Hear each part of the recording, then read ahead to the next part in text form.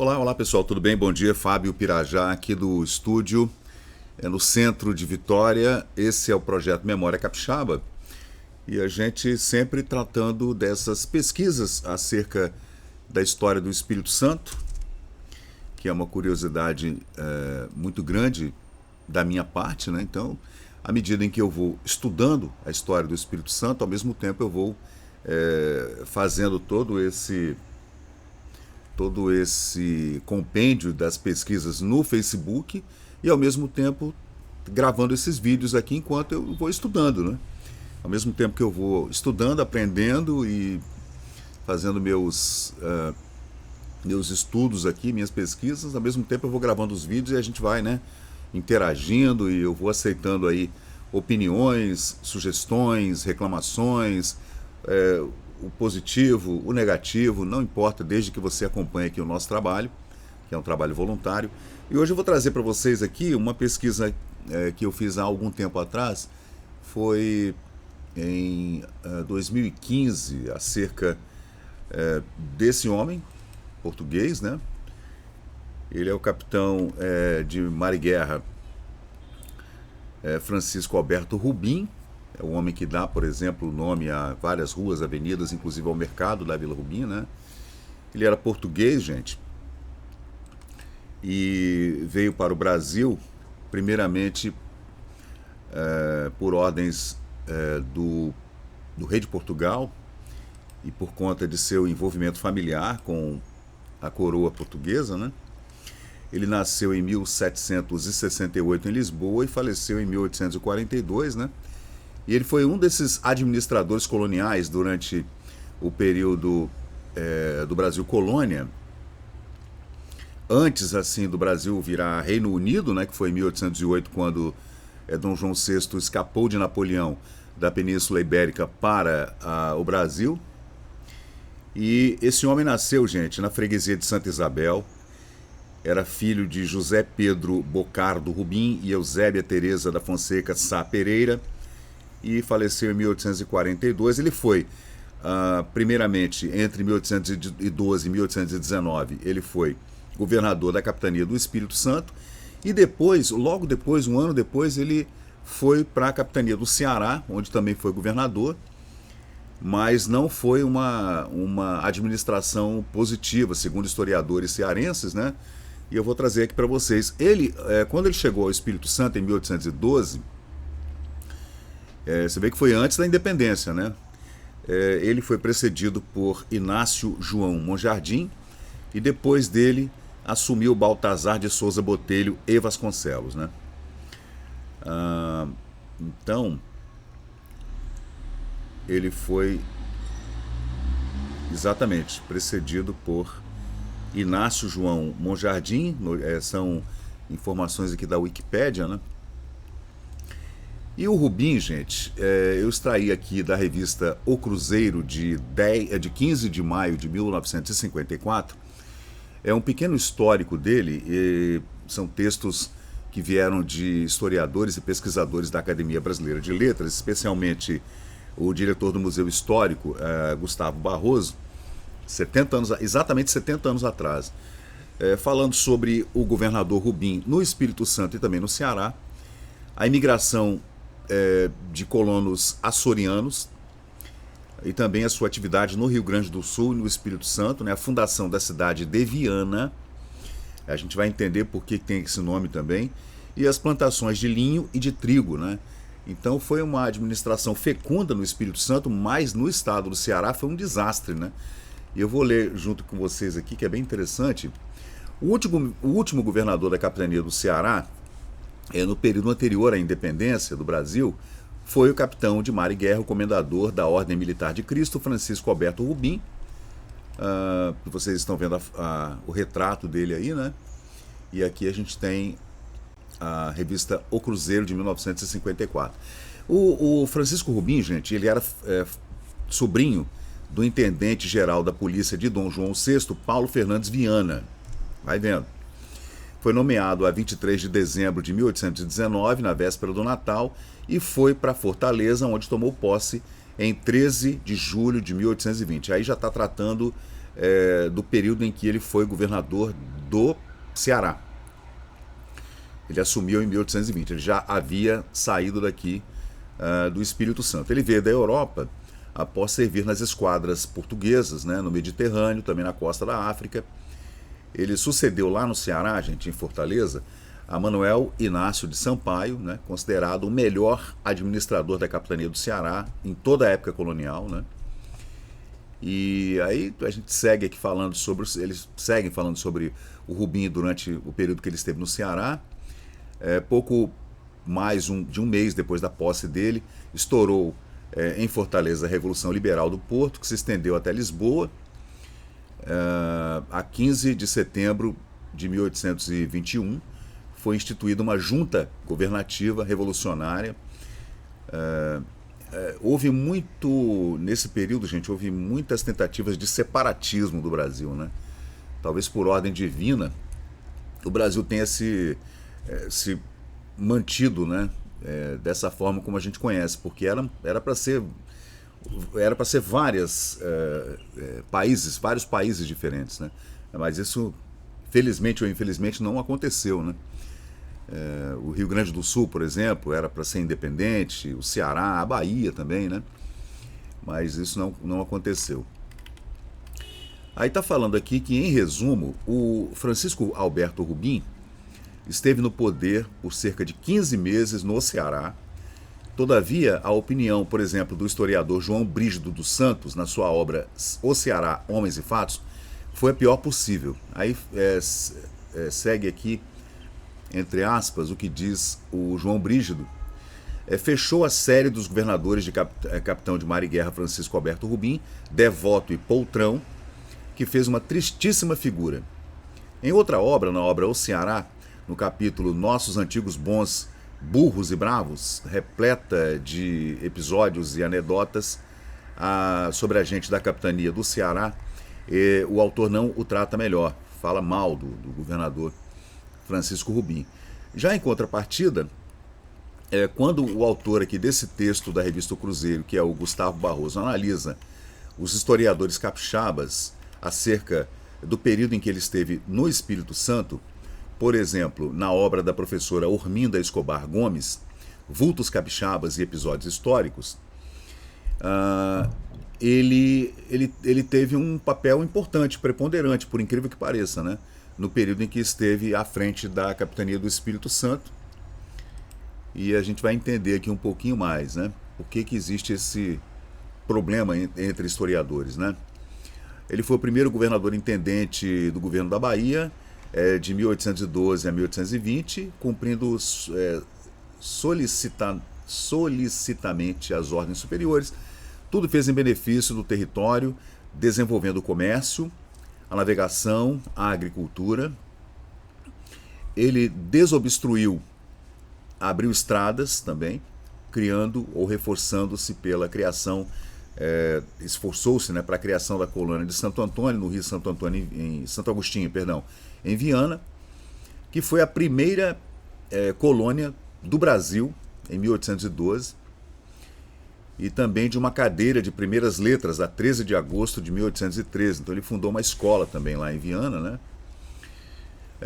A primeira do Espírito Santo. Por todo esse acervo de trabalho e ainda pela pacificação dos bugres, em 1815, os índios daquela região, né? Foi mais de uma vez louvado em carta régia, assinada pelo príncipe regente Dom João VI, né? Todos lhe reconheciam os méritos como administrador e era amplamente elogiado. Enfim, foi um governador excelente, né? Diz a historiadora, a professora Orminda Gomes, né? Já o João Brígido dos Santos, do Ceará, fala muito mal dele, porque todas as referências são referências que tratam o Francisco Rubim como um péssimo governador do Ceará. Bom, de fato, instigado e influenciado por seu tio, o intendente Paulo Fernandes Viana, coube a Rubim instalar no Espírito Santo uma colônia de 30 casais açorianos, né, a 18 quilômetros de Vitória, às margens do rio Santo Agostinho, segundo informa o historiador capixaba José Teixeira de Oliveira. A Carta Régia é de 13 de março de 1797, que regulava a concessão de sesmarias, ribeirinhas e também comércio de madeira, e teve que ser revogada a 17 de janeiro de 1814, porque os colonos, para que eles pudessem gozar das regalias, incluindo a isenção de impostos por 10 anos, o dízimo que se chamava na época, né, para a cultura de trigo e linho que fizessem naquela região. A eles, então, foram dados ainda fretes, mesadas, casas, terrenos, ferramentas, carros, bois e cavalgaduras. E conforme o relatório do próprio desembargador do Paço, o intendente-geral da polícia, Paulo Fernandes Viana, entre aspas, se erigiu com esses casais uma linda povoação chamada Viana, com casas de telhas para cada um, uma igreja e também um capelão curado. Tudo isso pelos cuidados do governador, que ali estava, o capitão de mar e guerra, Francisco Alberto Rubim. O historiador José Marcelino relata, gente, que Francisco Rubim, ali se levantou um templo à Conceição da Santíssima Virgem, em Viana, né? Sendo lançada também a primeira pedra em 15 de dezembro de 1815, e a provisão da Mesa da Consciência e ordens a 4 de março de 1817, assim o confirmou e aprovou. Foi elevada a curato nessa povoação, com capelão efetivo, por provisão de 1º de dezembro de 1817, teria um capelão direto lá na colônia, né, no templo da Conceição. E, por lei provincial número 13, de 30 de dezembro de 1837, Viana foi elevada à freguesia.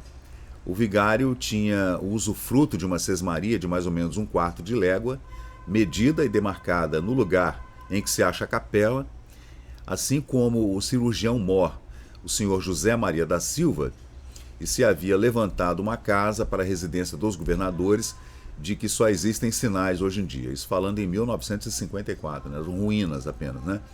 As telhas e tijolos empregados na igreja foram fabricados em Linhares.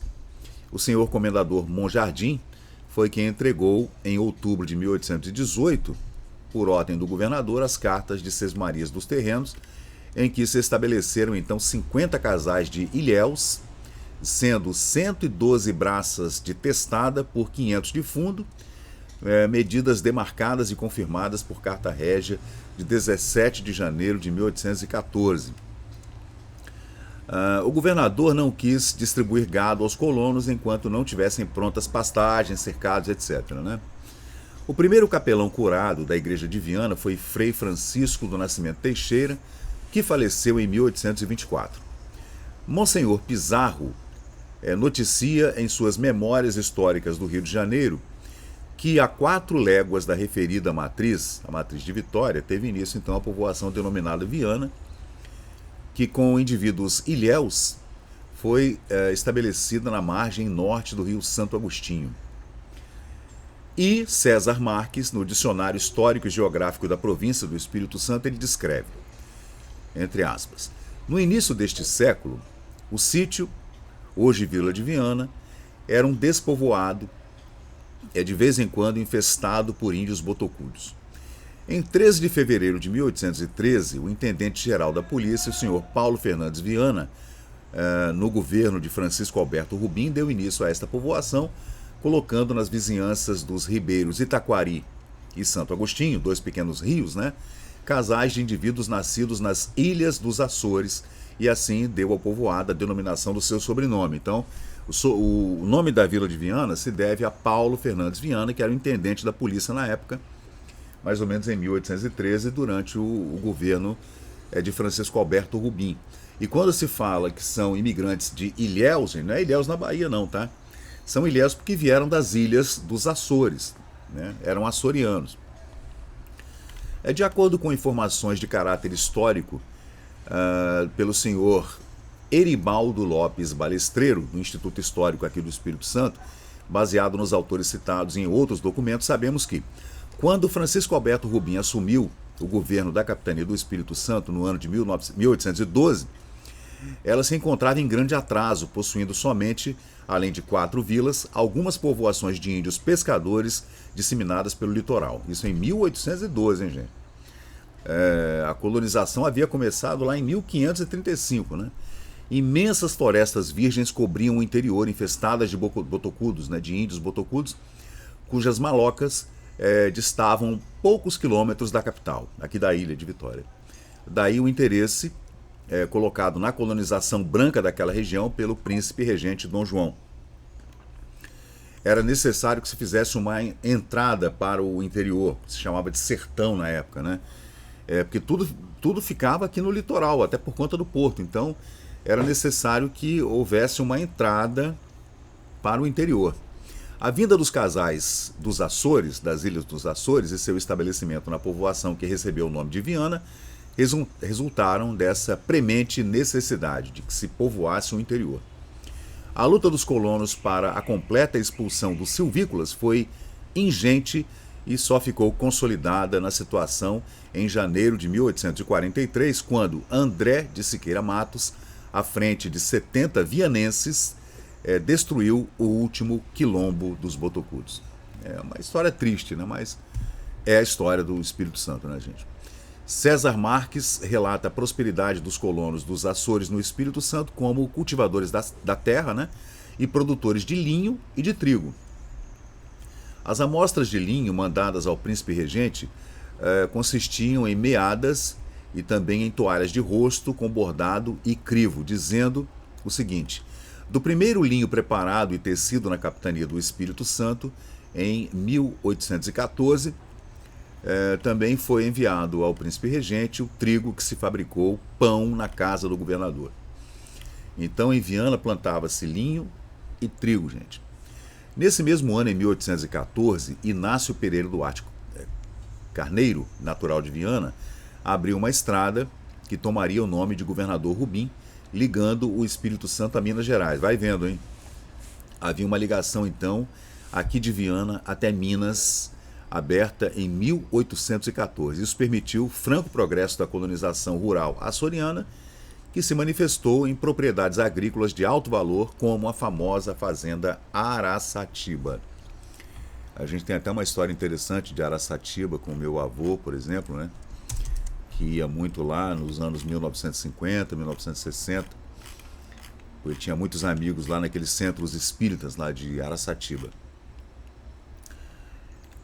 Aí fala da visita do príncipe Maximiano, que esteve aqui em 1816, inclusive fez muitos desenhos, né? Trouxe alguns desenhistas que fizeram desenhos lindos daquela região, né? Dizendo que havia um lindo edifício branco na fazenda Araçatiba, com suas pequenas torres, situada em linda planura verde. Ali realmente é uma planície, né? Quando você sobe ali na BR-101, logo à direita, você sobe, você vê uma linda planície, ao pé do altaneiro monte do mesmo nome, Araçatiba, rochoso e coberto de matas. Essa propriedade possui 400 escravos negros e plantações muito extensas nas cercanias, especialmente cana-de-açúcar. Fazenda Araçatiba foi a maior fazenda que encontrei na minha viagem. O príncipe Maximiano, que esteve aqui em 1816, fez relatos incríveis, né, sobre o Espírito Santo, né? Isso antes da independência, em 1822. Aí é dedicada a Nossa Senhora da Conceição, a igreja lá de Viana, né? Foi assentada em pedra fundamental pelo governador Rubim em 1815, e a primeira missa foi em 1816, inaugurada solenemente em 1817. Então Viana foi elevada à freguesia em 1837, foi elevada a município em 1862, ainda no Segundo Império, logo depois da vinda de Dom Pedro II ao Espírito Santo. E foi elevada à comarca em 1890, já na fase republicana, né? E a 31 de dezembro de 1843, o seu nome foi mudado pelo decreto número 15.177 para Jabaeté. Bom, assim foi removido o topônimo histórico e tradicional que recordava sua origem pela ação de Paulo Fernandes Viana através do governador Rubim. Aí, gente, é interessante dizer que Rubim, ele governou o Ceará por apenas 15 meses, durante os quais logo estourou a Revolução do Porto, cuja repercussão na sua capitania se fez sentir em intrigas miúdas, agitações estéreis e pronunciamentos militares. o mundo político, né, se movimentou muito com essa Revolução do Porto, né? Não era possível administrar bem em semelhante prazo, 15 meses somente, em tais condições, né? No Espírito Santo, ele permaneceu por 8 anos, entre 1812 e 1820, quando foi mandado para o Ceará com nomeação de 23 de dezembro de 1819, que somente chegou à Vitória no começo do ano seguinte, porque as notícias demoravam muito para chegar, né? E além disso, ele teve a sorte de receber de Paulo Fernandes Viana a incumbência de instalar essa colônia açoriana, a futura Jabaeté, inclusive com a possibilidade da abertura de estradas para as Minas Gerais, né, gente? Isso é incrível, realmente, né? E o Rubim, gente, era essa figura, a gente está vendo aqui, vocês estão vendo aqui nesse retrato, né, publicado na revista O Cruzeiro de 1954. Era um homem assim, meio gordinho, né? E a gente vê a fotografia dele aqui, ó. Foto não, né? Não é uma foto, é um retrato, né? Tratando dessa colônia de Viana, que foi uma colônia muito importante nesse período, que exportava trigo e linho. E esse homem esteve à frente do Espírito Santo por 8 anos e dizem que foi uma administração muito fecunda, ao contrário do que dizem os historiadores cearenses, que dizem que lá houve muito problema, né? O Francisco Rubim, gente, era capitão de mar e guerra e também comendador da Ordem Militar de Cristo, sobrinho do famoso intendente-geral da polícia de Dom João VI, Paulo Fernandes Viana. Foi nomeado em 1819, chegou a Fortaleza e ficou durante 15 meses, tendo como secretário Feliciano José da Silva, que na Revolução Separatista e Republicana de 1824 tomaria um apelido de Jacobino e morreria fuzilado por sentença em comissão militar, né? Houve uma tentativa de independência daquela região nessa época, né? Mas tudo terminou muito mal, inclusive ali com a participação de Domingos José Martins, que é uma outra história que a gente pode tratar aqui no canal Memória Capixaba posteriormente, né? Aqui no canal também vocês, no nosso Facebook, que eu vou mostrar aqui para vocês agora, a gente pode encontrar aqui uma biografia completa do Rubim, né? É só digitar ali na lupa, tá aqui o mercado, da Vila Rubim, etc, né? Aqui também está, deixa eu encontrar aqui onde é que está a biografia dele. Quando a gente fala em Rubim, gente, o que mais tem aqui no Memória Capixaba é a Vila Rubim, né? Que foi nomeada por conta do Francisco Alberto Rubim. E está aqui a biografia completa dele no Memória Capixaba aqui no Facebook, né? Que a gente ainda vai... Eu já fiz a transcrição, tá toda aqui a transcrição desses documentos antigos, né? Inclusive com a assinatura dele, ó. Essa era a assinatura dele. E aqui está mais o mesmo retrato, né, em outra reprodução. Olha lá, governador Rubim deposto no Ceará. Ele colonizou o Espírito Santo. Aí tem as memórias, né, que a gente pode fazer um vídeo depois para tratar das memórias da capitania do Espírito Santo durante o primeiro reinado, né? E aí tem várias coisas muito interessantes aqui que a gente pode abordar aqui durante essas pesquisas que a gente faz, especialmente nesse período anterior à independência do Brasil, entre 1808, com a vinda da família real portuguesa para o Brasil transformado em Reino Unido, né? Portugal e Algarve, e até a independência em 1822 e a posterior saída de Dom Pedro I, Dom Pedro IV, que voltou a Portugal para assumir o trono, garantir o trono para sua filha, e a sua luta com o seu irmão lá em Portugal. E a gente pode fazer um traçado bem interessante aqui da história do Espírito Santo nesse período, que segundo historiadores era um estado com muitas matas, muitos índios, muito rico, mas todos viviam à beira-mar, né, nas praias, e a capitania era muito pouco desenvolvida no seu interior, nos seus sertões, até a divisa com Minas Gerais, e que precisava urgentemente de que fizessem colonizações, que se posicionassem colonos de qualquer lugar, né, ali naquela região, que era muito pouco populada e também com muitos embates com tribos, especialmente tribos de botocudos, oriundos dessa região e também do norte do Rio de Janeiro, né? Então, nesse período, a gente tem muita coisa para analisar, pesquisar e fazer essa leitura, essas abordagens aqui na nossa pesquisa no Memória Capixaba. Então é isso aí, pessoal. Esse então é o governador Rubim, que foi governador do Espírito Santo entre 1812 e 1820. Ficou 8 anos aqui à frente do Espírito Santo numa fecunda administração. Então é isso aí, pessoal. Eu sou Fábio Pirajá, esse é o projeto Memória Capixaba. E a gente fará mais vídeos aqui. Eu farei um outro vídeo para falar especificamente da biografia de Francisco Alberto Rubim e a sua importância na história do Espírito Santo. Valeu, pessoal. Muito obrigado pela audiência e até a próxima. E chegamos ao final de mais um vídeo aqui do Memória Capixaba. E se você curtiu o conteúdo, por favor, deixe seu like, compartilhe aqui o nosso canal e inscreva-se para mais novidades. Até a próxima e muito obrigado por participar aqui do Memória Capixaba.